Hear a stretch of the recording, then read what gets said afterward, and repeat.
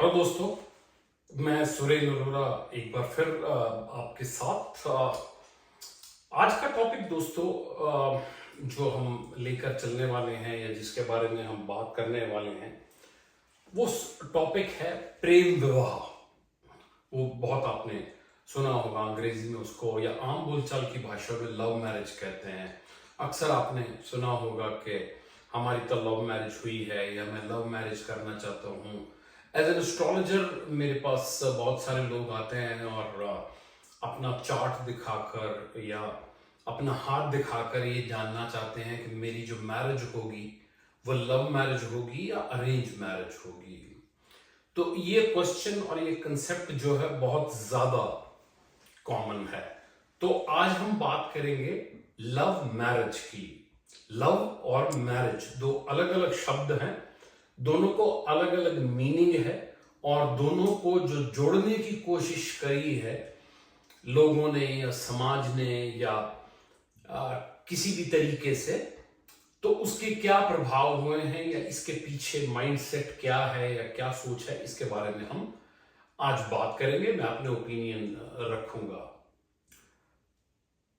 Love, प्यार, मोहब्बत, इश्क, जुनून, कितने ही सारे शब्द जो हैं वो इस शब्द के साथ जुड़े हैं। प्रेमी, आशिक, आशिकी,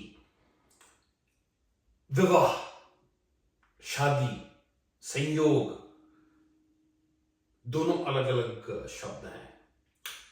प्यार जो है, जो प्रेम है, वो दो व्यक्तियों के बीच में होता है। विवाह जो है वो दो परिवारों के बीच में होता है। एक परिवार दूसरे परिवार के साथ संबंध बनाता है। प्यार कहीं एकांत में फलता है।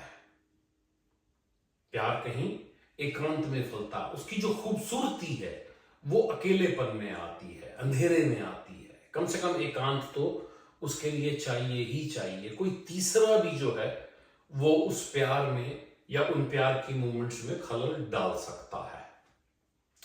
विवाह जो है वो एकांत में नहीं हो सकता, वो समाज के बीच में होता है। उसके लिए गवाह चाहिए, उसके लिए परिवार चाहिए, उसके लिए परिवार की मंजूरी चाहिए, उसके लिए समाज चाहिए, उसके लिए कानून चाहिए।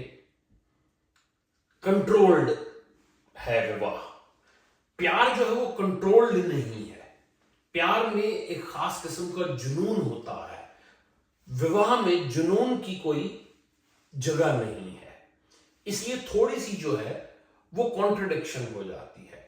इसीलिए आपने ज्यादातर लोगों से ये भी सुना होगा कि प्रेमी जो है वो शादी के बाद बदल जाते हैं। ये प्रेमी या प्रेमिका को एक दूसरे से बहुत शिकायत रहती है कि तुम शादी के बाद बदल गए, क्योंकि शादी से पहले प्रेम था और प्रेमी का जो भाग है, उसकी जो एक्टिंग है, उसके जो डायलॉग्स हैं, उसका जो हृदय है, उसके जो फीलिंग्स हैं, वो टोटली डिफरेंट है।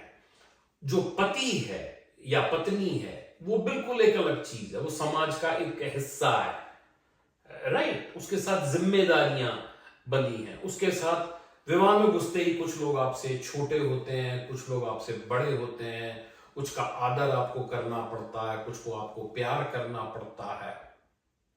प्यार में सिर्फ एक है, कोई दूसरा नहीं है।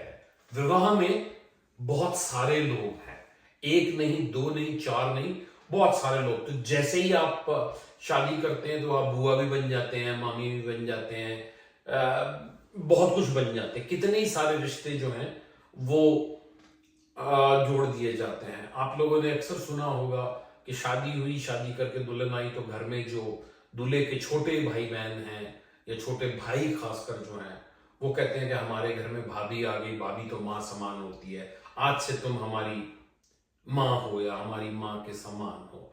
तो शादी वाले दिन ही जो लड़की है वो माँ बन जाती है, ये उसको माँ का रोल करने को मिल जाता है। और इसमें जो पुरुष है, जो आदमी है, वो भी ये उम्मीद करता है कि उसकी बीवी जो है वो उन रोल्स को अच्छे से निभाएगी। वो देवर की माँ बनने की कोशिश करेगी, बच्चों की चाची बनने की कोशिश करेगी। तो बड़े सारे कन्फ्लिक्ट हो जाते हैं।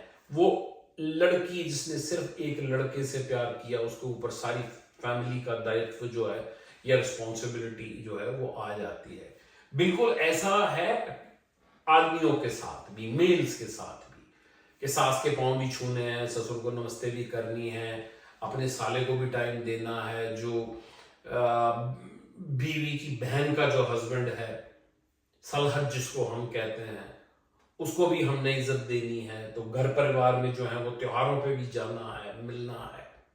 प्रेम टोटली डिफरेंट है। आपको जब मैं बात भी कर रहा हूं तो आपको लगेगा कि ये तुम क्या कभी प्रेम की बात करते हो, कभी विवाह की बात करते हो। अरे भाई, आप प्रेम की बात कर लो या विवाह की बात कर लो, पर मैं जो दोनों को मिलाने की कोशिश कर रहा हूं वो इसलिए मिलाने की कोशिश कर रहा हूं ताकि आपको प्रेम विवाह के कंसेप्ट में क्लैरिटी आए कि जब प्रेम और विवाह दोनों मिल जाते हैं तब बिल्कुल ऐसा ही फील होता है कि ये कंफ्यूजन है, ये क्योस है, ये हो क्या रहा है। प्रेम एक प्राकृतिक चीज है, इसीलिए प्रेम बंधन नहीं जानता, इसीलिए प्रेम की कोई उम्र भी नहीं होती। कोई प्यार के लिए कोई ऐसी उम्र नहीं है कि आप 18 साल होने तक इंतजार कीजिए या 21 साल होने तक इंतजार कीजिए। 12 साल के बच्चे को भी प्यार हो जाता है, 10 साल के बच्चे को भी प्यार हो जाता है।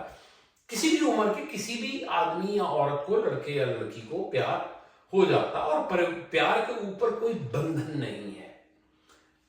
शादी के लिए बंधन है, एक उम्र का तकाजा है। बहुत सारे देशों में, ऑलमोस्ट सारे देशों में शादी की एक उम्र है, और उस उम्र से पहले अगर शादी कर दी जाए तो उसको नाजायज माना जाता है या जुर्म माना जाता है। मैंने एक शब्द यूज किया, बंधन। फर्क क्या है प्रेम में बंधन और विवाह में बंधन में? दोनों में फर्क क्या है? प्रेम में इंसान बंधन में खुद ही बंध जाता है और बंधकर भी नहीं बंधता।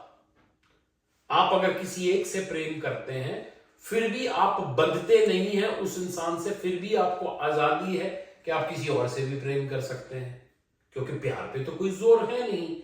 दिल की मर्जी है किससे प्यार करे, कब प्यार करे, कब रूठ जाए, कब मान जाए।